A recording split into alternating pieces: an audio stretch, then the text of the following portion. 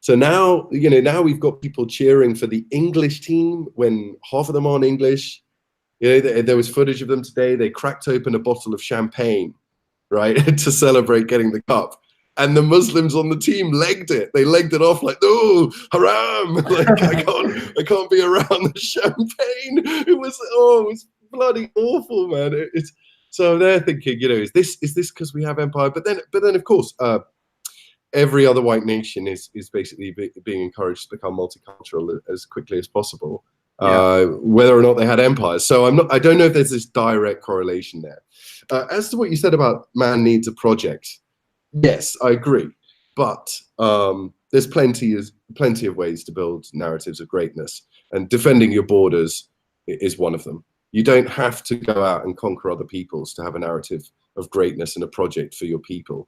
There are plenty of projects at home.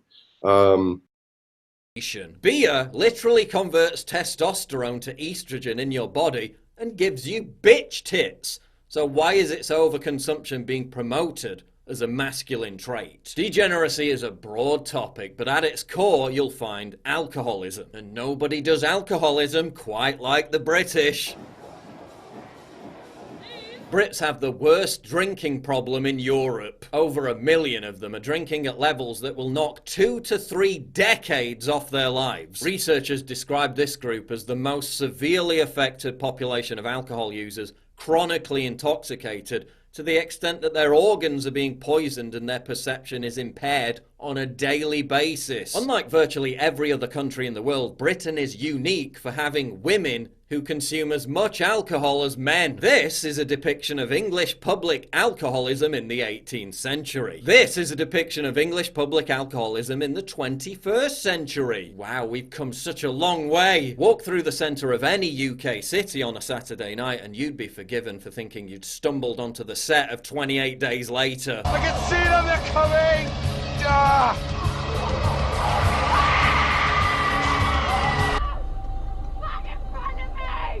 What's the matter with you? Oh! The crescendo of mindless, screeching, scantily clad, shit-faced women and salivating, aggressive, vulgarian young men combines to create a kind of debauched, jarring cacophony that sounds like it's been ripped straight from a Lucio Fulci horror movie. In England, there is scant difference between the sound of people enjoying themselves and people being murdered.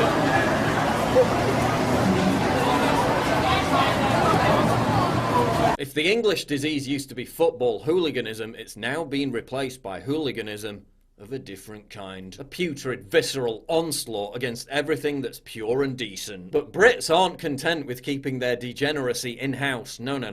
They export it all over the world. What Paul says here uncovers a key aspect of the modern civilization's desire for a return to its former glory, the vacuousness of their claims.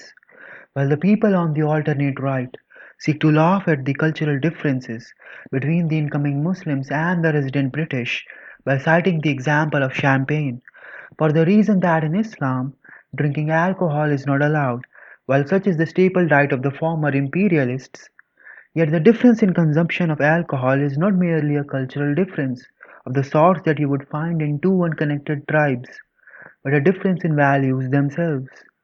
The reason why any Muslim nation is different than a European country is not because of cultural differences to a large effect, but largely because of differences in values, liberalism being the key among them.